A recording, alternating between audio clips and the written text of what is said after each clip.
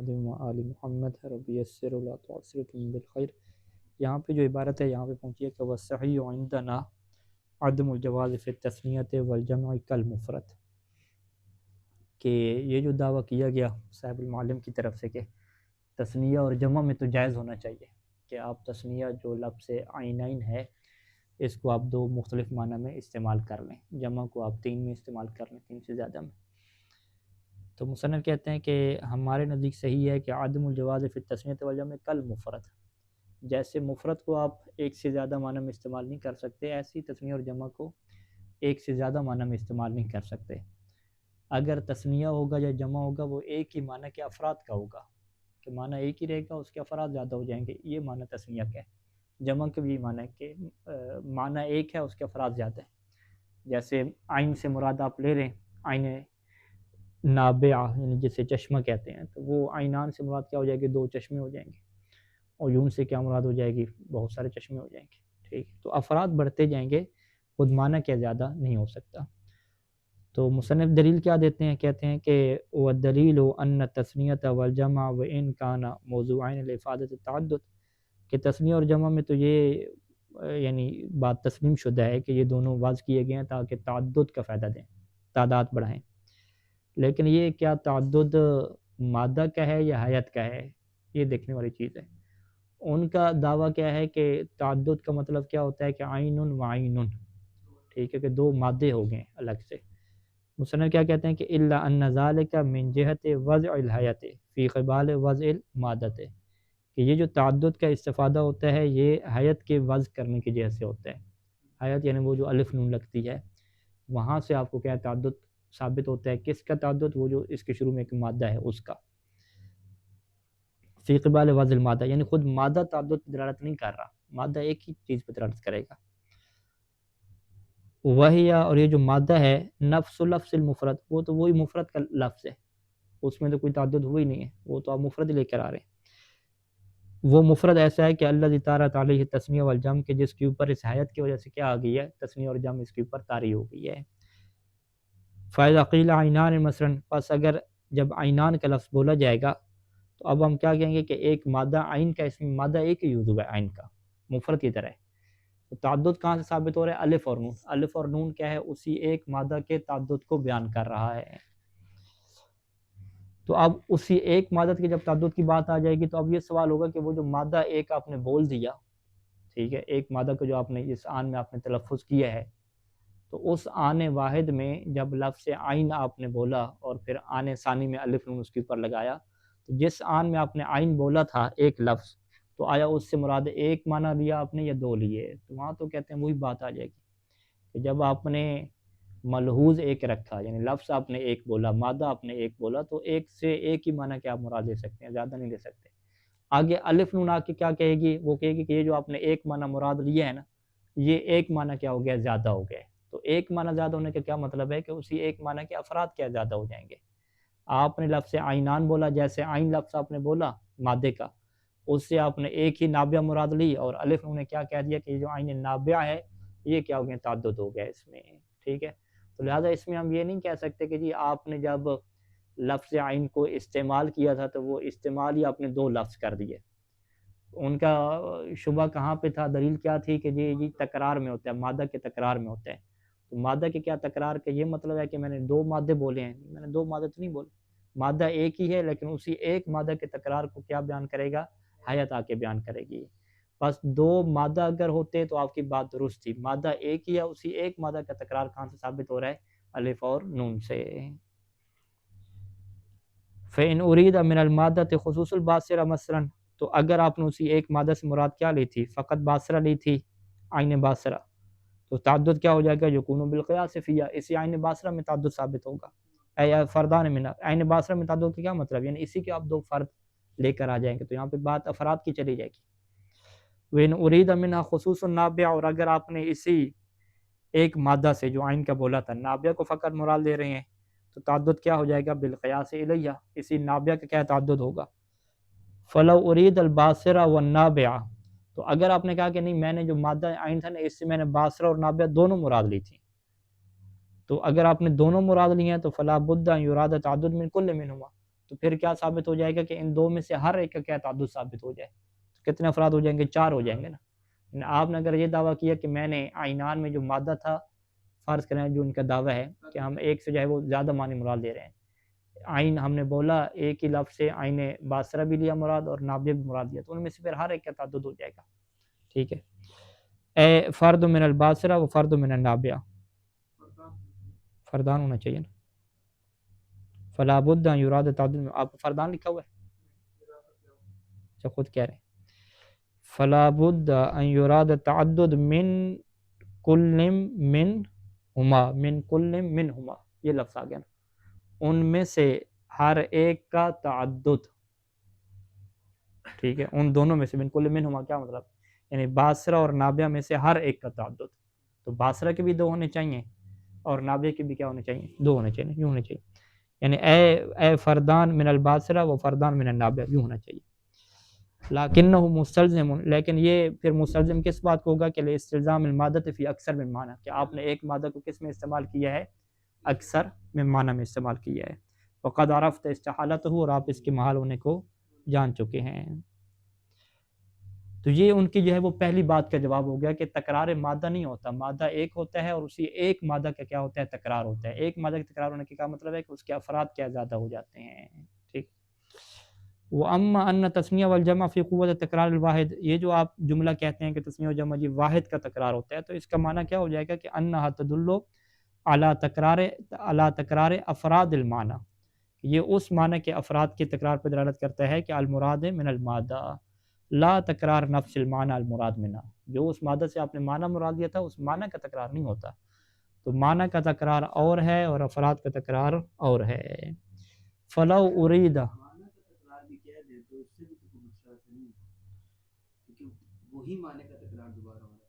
وہ تو افراد ہو جائیں گے نا. معنی کے تکرار کے اندر کہ مختلف معنی آپ لے کر آئیں. ایک ہی معنی کا 2 دفعہ تکرار نہیں ہوتا. ایک معنی کا 2 دفعہ تکرار مطلب وہی افراد 2 ہو گئے.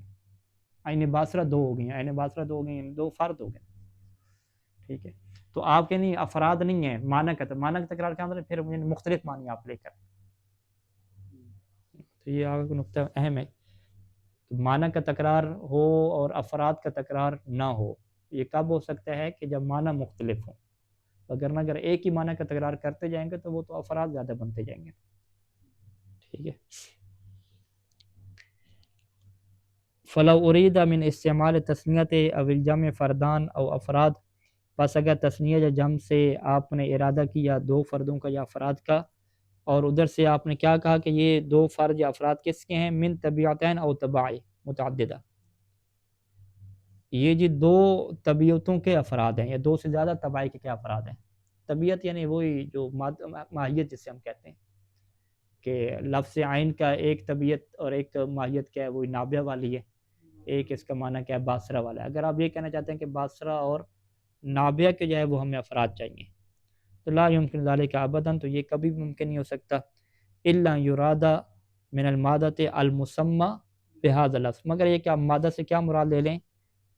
کہ المسمى بهذا اللفظ، مادہ کا نہیں معنی بنا لیں کہ لفظ عین کا مطلب آپ نابیہ نہ بنائیں، لفظ عین کا مطلب باصرہ بھی نہ بنائیں، عین باصرہ، بلکہ آپ کیا کہیں کہ لفظ عین کا مطلب کیا ہے؟ کہ ما یسمى بالعین، کہ ہر وہ چیز جسے عین کہا جاتا ہے، جس کا نام عین رکھا ہوا ہے، میری وہ مراد ہے.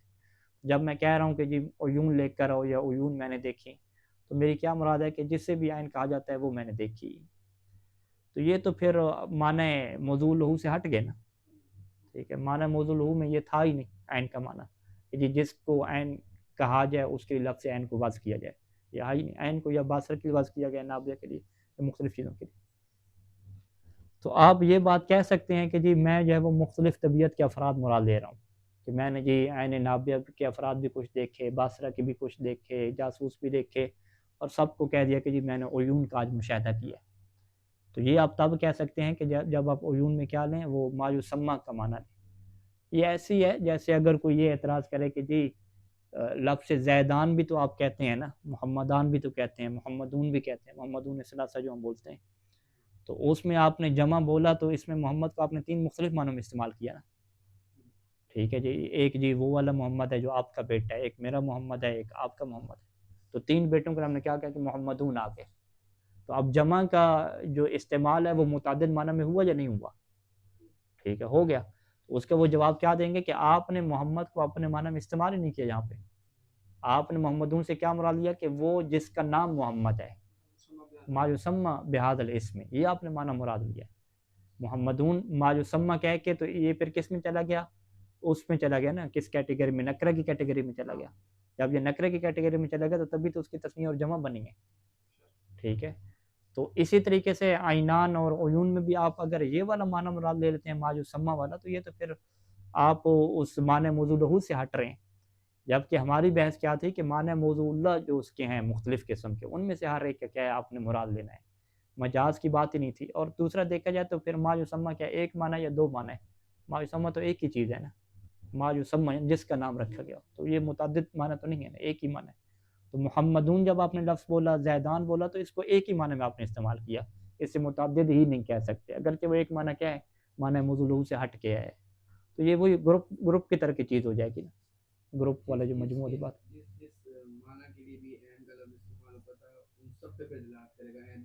ہاں ہاں، یعنی جس کا نام عین رکھا گیا ہے. عین کا مطلب کیا ہے؟ جس کا نام عین رکھا گیا ہے. تو جس کا نام ما، وہ کیا ہو جائے گا؟ ایک ہی ہوگا نا. یعنی اسے ہم گروپ کیا کہتے ہیں؟ جو لفظ یا الذی، یہ اس کو کس میں ہم شمار کرتے ہیں؟ اس کو کیا تعدد کہتے ہیں یا ایک کہتے ہیں؟ ما ہو گیا، الذی ہو گیا، اسے ہم اس میں کہتے ہیں، اس میں جنس کہتے ہیں نا، جمع بھی اسے نہیں کہتے. جیسے انسان ہے، حیوان ہے، انسان اور حیوان بھی تو مقید نہیں ہے نا، ایک ہو تو اسی بھی انسان کہیں گے، دو ہوں اسی بھی کہیں گے. اس سے وہ نحو کی زبان میں کیا کہتے ہیں؟ اسم الجنس کہتے ہیں. یعنی یہ کلی طور پہ، کلی پہ دلالت کرتے ہیں نا، اسم الجنس پہ. تو کلی کوئی بھی ہو، وہ ایک بھی ہو سکتی ہے، ایک سے زیادہ بھی ہو سکتی ہے. تو اس کو آپ یہ نہیں کہہ سکتے کہ کلی جو ہے وہ جم ہوتی ہے، کلی کو جم نہیں کہا جاتا. ٹھیک ہے، جمع اور چیز ہے اور کلی اور چیز ہے. تو لہٰذا یہ ایک ہی شمار ہوتی ہے. اسی وجہ سے اس کی طرف ضمیر بھی کیا پلٹاتے ہیں؟ واحد کی پلٹاتے ہیں. ٹھیک ہے، انسان کی طرف ضمیر واحد کی پلٹے گی، حیوان کی طرف واحد کی پلٹے گی، ماں کی طرف پانی جو ہے وہ ایک کی ضمیر پلٹے گی. اسی طریقے سے جو اسم جمع ہوتی ہے، قوم ہے جیسے، اس کی طرف بھی ایک کی ضمیر پلٹتی. تو اسم جمع ہو یا اسم جنس، وہ سارے کے سارے واحد کے حکم میں ہوتے ہیں، اسے تعدد نہیں کہا جاتا، جمع نہیں کہا جاتا. تو اسی طریقے سے جو ما یسمى جو ہے، یا المسمى بہذا لفظ جو ہے، یا ما یسمى آپ کہہ دیں، تو وہ اگرچہ وہ کلی آپ نے رکھا جنس کے طور پہ، لیکن کلی ہے، لیکن وہ واحد کے حکم میں ہوگا، اسے آپ متعدد نہیں کہیں گے. ٹھیک ہے، لا يمكن ذلك ابدا الا يراد من المادة المسمى بهذا اللفظ على نحو المجاز. ٹھیک ہے، المسمى بهذا اللفظ متعدد ہے یا واحد ہے؟ ٹھیک ہے، کہتے ہیں فتستعمل المادة في معنى واحد، تو مادہ کو استعمال کیا گیا ایک معنی میں. یہ جو ایک معنی ہے المسمى، یہ کیا ہے؟ وہ مشترک کے معنوی سے کہتے ہیں نا. مشترک کے معنوی میں کیا ہوتا ہے؟ معنی ایک ہوتا ہے، کلی معنی. تو کلی جو معنی ہوتا ہے وہ ایک ہی معنی کہلاتے ہیں نا، وہ زیادہ تو نہیں کہلاتے. ٹھیک ہے، اس کے پھر آگے کیا بن جائیں گے؟ افراد بن جائیں گے. ٹھیک ہے، تو آپ نے یہاں پر بھی کیا کیا؟ مادہ کو ایک معنی میں استعمال کیا، اور وہ معنی کیا تھا؟ مسمى هذا اللفظ تھا. وَإِنْ كَانَ مَجَازًا، اگرچہ آپ نے اس سے مجازن استعمال کیا، اب اس کے کیا ہو جائیں گے؟ آگے افراد ہو جائیں گے. تو آپ نے یہاں پر بھی پھر تعدد معنی میں استعمال ہی نہیں کیا. یعنی اگر پہلے نمبر پہ ہم دیکھیں تو آپ موضوع بحث سے نکل کے آپ جو ہے وہ معنی موضوع لہو سے ہٹ گئے. ہماری بحث کیا تھی کہ لفظ مشترک کو اپنے موضوع لہو معنی میں کیا استعمال کرنا، متعدد. اگر آپ دوسرا دیکھیں تو آپ جو ہے وہ اصلاً متعدد معنی میں استعمال ہی نہیں کر رہے، آپ ایک کلی معنی میں استعمال کر رہے ہیں. اور وہ کلی معنی چونکہ مشترک کے معنوی ہے، یعنی وہ کیونکہ جنس ہے اور کلی چیز ہے، تو اس کے افراد تو زیادہ ہوں گے، ظاہری بات ہے. تو لہٰذا آپ نے معنی تو ایک ہی استعمال کیا ہے، اس کے جو تعدد آپ کو نظر آ رہے ہیں وہ افراد میں نظر آ رہے ہیں. ٹھیک ہے، تو اس میں تو ہم اختلاف نہیں کر رہے نا. ہمارا اختلاف کہاں پہ ہے کہ مختلف معنی میں آپ استعمال نہیں کر سکتے، لیکن ایک معنی میں استعمال کریں اور وہ معنی کلی ہو اور اس کے افراد ہوں، تو یہ تو ہو سکتا ہے. ٹھیک ہے، نظیر العلام شخصیہ، جیسے آپ علام شخصیہ کی مثال لے لیں کہ علم شخصی کیا ہوتا ہے؟ جزئی حقیقی ہوتا ہے نا، کہ غیر القابلہ لعروض التعدد علی مفاہیمها الجزئیہ. عالم شخصیہ اس قابل نہیں ہوتا کہ تعدد آ جائے اس کے جزئی مفہوم کے اوپر. جو آپ نے اپنے بیٹے کا نام محمد رکھا ہے اس کے اوپر تعدد نہیں آ سکتا، کیونکہ وہ جزئی حقیقی ہے. الا بتعویل المسمى، مگر آپ کیا کریں، مسمى کی تعویل کریں. ہاں مسمى سے کیا مراد ہے؟ اس بندے کی تعویل کرنی ہے جو خود اسم کی تعویل کرنی. مسمى وہی معنی ہے. ہاں مسمى سے مراد ہے جس کا یہ نام رکھا گیا اس کی تعویل کریں. یعنی آپ کہیں کہ محمد سے مراد میرا بیٹا نہیں ہے، بلکہ محمد سے مراد کیا ہے کہ معصومی بہذا الاسم. مسمى کی تعویل کریں، مسمى معنی کو کہتے ہیں.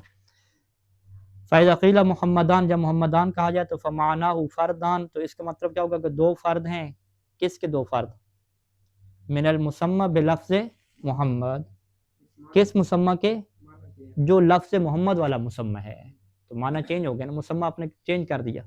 پہلے آپ کی محمد سے کیا مراد، مسمى اس کا کیا تھا، اسم باب مسمى، یعنی مسمى اس کا کیا تھا، آپ کا اپنا بیٹا تھا.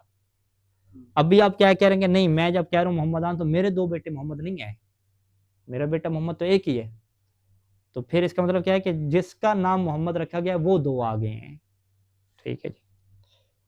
تو یہاں پر بھی کیا ہوگا، فاستعملت المادہ وہی لفظ محمد فی مفہوم المسمى مجازا، کہ یہاں پہ مادہ کو جو لفظ محمد ہے اس کو مسمى کے مفہوم میں آپ نے استعمال کیا، تو یہ استعمال کیا ہے، فی غیر موضوع لہو ہے، اس وجہ سے یہ استعمال کیا ہو جائے گا، مجازن ہو جائے گا. یعنی خلاصہ کلام کیا ہوا کہ تثنیہ اور جمع میں جو مادہ کا تکرار ہوتا ہے اس کو حیت بیان کرتی ہے. مادہ آپ کے پاس ایک رہتا ہے، لہذا اس مادہ سے جو بھی معنی مراد لیں گے اس کے افراد کا کیا ہو جائے گا، تکرار ہو جائے گا. اور اگر آپ مادہ سے مراد عین میں آپ ما یسمى مراد لے لیتے ہیں کہ جس کا بھی لفظ عین نام رکھا جائے تو یہ پھر ایک ہی معنی ہوگا، اور یہ جو ایک معنی ہوگا یہ موضوع لہو بھی نہیں بنے گا، بلکہ یہ کیا ہو جائے گا، مجازی ہو جائے گا. ٹھیک ہے. اگرچہ مصنف نے یہاں پہ ہاں وہ بات کر دی ہے، معنی واحد کی بات بھی کر دی ہے. ٹھیک ہے، دو چیزیں ہوگی نا. یعنی اگر ہم یوں کہیں کہ لفظ عینان استعمال کریں اور اس میں جو لفظ عین مادہ کے طور پہ آیا ہے اس سے مراد کیا لیں، مسمى کو آپ تبدیل کریں اس میں اور کہیں کہ اس کا جو مسمى ہے وہ عین باقیہ باصرہ وغیرہ نہیں ہے، بلکہ اس کا مسمى ہم کیا بناتے ہیں کہ جس کا نام کیا ہو، عین ہو، معصومیہ بالعین. تو یہ تبدیلی کرنے کے ساتھ دو اشکال لازم آئیں گے. پہلے اشکال کو ہم کیا کہیں گے کہ معنی متعدد نہیں ہوا، معنی ایک ہی ہوا ہے.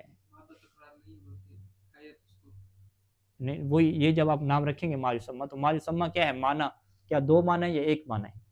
کیونکہ معنی تو ایک ہی ہے نا، کلی معنی ایک ہی ہے، دو تو نہیں. دوسرا اشکال کیا لازم آئے گا کہ یہ پھر معنی آپ کا کس میں چلا جائے گا، مجاز میں چلا جائے گا، معنی موضوع لہو ہی نہیں ہے.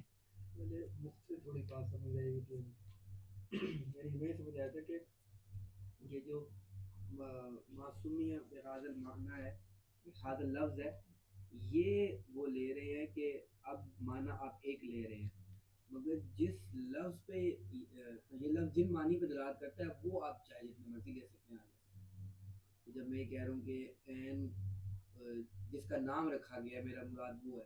ہاں تو وہی میں نے آپ نے معنی چینج کر دیا نا.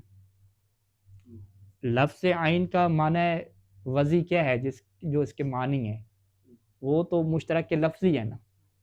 ایک معنی اس کا باقی ہے، ایک باصرہ ہے. اسی لسٹ میں آپ ایک اور نام ڈال رہے ہیں کہ عین، اس کو بھی ہم کہیں گے کہ معصومیہ بالعین، کہ جس کو عین کہا جاتا ہے اس کے لیے ہم لفظ عین بولیں گے. تو اس کا مطلب کیا ہے کہ آپ پھر ایک نئے معنی کا آپ اضافہ کر رہے ہیں. المسمى بہذا لفظ، یہ کیا چیز ہے، مسمى بہذا لفظ، کہ جس کا نام جو ہے وہ رکھا گیا ہے اس لفظ عین کے ساتھ، اسے کیا کہتے ہیں، معصومیہ بالعین. ہاں یعنی ہم کہیں گے عین کا کیا معنی ہے، ہم کہیں عین کا ہم نیا معنی بناتے ہیں. اچھا وہ نیا معنی کیا ہے، چشمہ ہے، جاسوس ہے، کہتے نہیں چشمہ جاسوس نہیں ہے. عین کا نیا معنی کیا ہے کہ جس کا جی لفظ عین جس کے لیے استعمال ہوتا ہے، جس کے لیے آپ لفظ عین بولتے ہیں نا، وہ عین کا معنی ہے. ہم کہیں یہ کہاں سے لیا، ہم کہیں بنا لو مجازا. جیسے محمدون میں ہم کہہ رہے تھے کہ 3 محمد آ گئے تو ہم کہیں گے محمد تو ایک ہی ہے نا آپ کا بیٹا، 3 کیسے ہو گئے، جزئی ہے. آپ کہیں گے نہیں وہ تینوں کیسے، آپ نے جمع کیسے بنا لی. ہم کہیں گے ہم اس لیے جمع بنا رہے ہیں محمدون، 3 محمد. اس میں ہم محمد سے کیا مراد لے رہے ہیں کہ جس کا نام بھی، جس بچے کا نام بھی محمد ہے وہ 3 بچے آ گئے ہیں، یعنی 3 بچوں میں سے ہر ایک کا نام کیا ہے، محمد ہے. لہٰذا محمد کا ہم نے نیا معنی کون سے بنا لیا، کہ جس کا نام محمد رکھا جائے. تو اس کا مطلب ہے کہ محمد کا جو معنی ہے جسے ہم کیا کہتے ہیں مسمى، اس مسمى کو ہم نے چینج کر دیا نا. پہلے محمد کا مسمہ کیا تھا؟ وہ محمد ابن عبداللہ تھا. ابھی محمد کا مسمہ کیا ہو گیا ہے کہ معصومی اب محمد، یہ ہو گیا. تو آپ پھر معنی وضعی سے ہٹ گئے نا. معنی وضعی سے جیسے ہٹے ہیں تو یہ پھر مجاز میں آپ چلے گئے.